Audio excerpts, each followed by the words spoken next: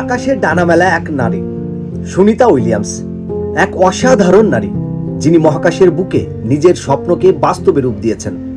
তার জীবন এক অনুপ্রেরণার উৎস, যা প্রতিটি নারীকে তাদের স্বপ্ন পূরণে উৎসাহিত করে। 1965 সালের 19 সেপ্টেম্বর ওহিওতে জন্ম নেওয়া এই সুনিতা ছোটবেলা থেকেই আকাশে ওড়ার স্বপ্ন দেখতেন। তিনি প্রথমে মার্কিন নৌবাহিনীতে যোগ দেন এবং একজন হেলিকপ্টার পাইলট হিসেবে নিজের দক্ষতা প্রমাণ করেন।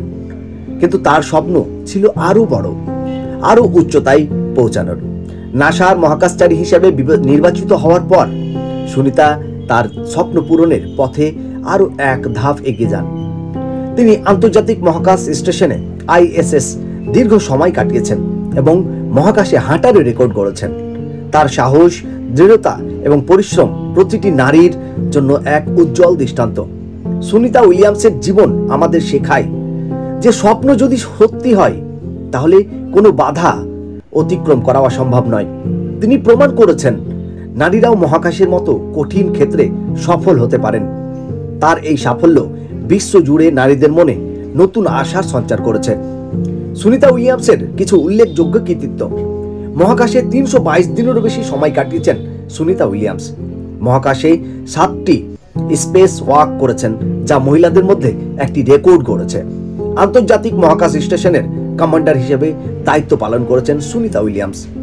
সুনিতা উইলিয়ামস শুধু একজন মহাকাশচারী নন, তিনি একজন আমাদের সকলের জন্য রোল মডেল। সুনিতা উইলিয়ামসের প্রাথমিক শিক্ষা এবং জীবন। সুনিতা ওহাইওর ইউক্লিডে জন্মগ্রহণ করেন।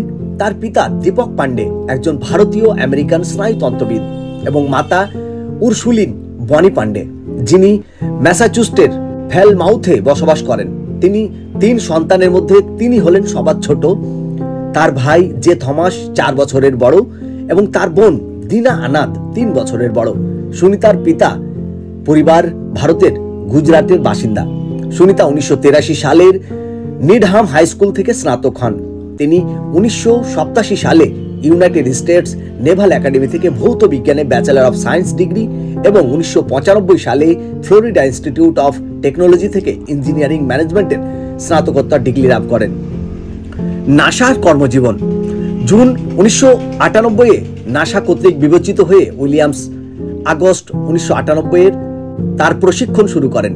তার মহাকাশচারী প্রার্থীর প্রশিক্ষণের অন্তর্গত ছিল পারিপার্শ্বিকের উপর উপদেশাবলী ও ভ্রমণ এবং অসংখ্য বৈজ্ঞানিক ও প্রযুক্তিগত উপদেশাবলী। স্যাটেল, অল্প সময়ের ব্যবধানে চলাচলকারী যান ও আন্তর্জাতিক মহাকাশ কেন্দ্রের নিয়মাবলীর উপর গভীর নির্দেশিকা, শারীরবৃত্তীয় প্রশিক্ষণ এবং গ্রাউন্ড স্কুলে 38টি উড়ানের প্রশিক্ষণ এবং জল ও নিঃসঙ্গ স্থানে জীবন রক্ষার উপায়ের প্রশিক্ষণ প্রভৃতি। তিনি ক্যাথরিন থর্নটনকে, যিনি পূর্বে 3 বার মহাকাশে পদচারণা করেছেন এবং সর্বাপেক্ষা অধিক মহাকাশ পদচারণাকারী মহিলা, তাকে টপকে যান। পরে পেগি হুইটসন তাকে অধিক মহাকাশ পদচারণায় পেছনে ফেলে দেন। প্রশিক্ষণ এবং মান নির্ধারণ কালে উইলিয়ামস ISS এর রাশিয়ার সহযোগ স্বরূপ মস্কোর রাশিয়ান স্পেস এজেন্সিতে ISS এ প্রেরিত প্রথম এক্সপেডিশন এর কুশলীদের সঙ্গে কাজ করেন।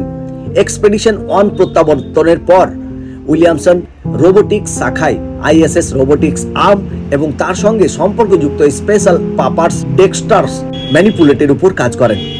তিনি MIMO-2 অভিযানের একজন কুশলী সদস্য ছিলেন এবং জলতলে জলজ প্রাণীর বাসস্থানে 2002 সালের মে মাসে 9 দিন কাটান। আমার এই পেজের পক্ষ থেকে সুনিতা উইলিয়ামসকে এক মুঠো অভিনন্দন, এক আকাশ অভিনন্দন।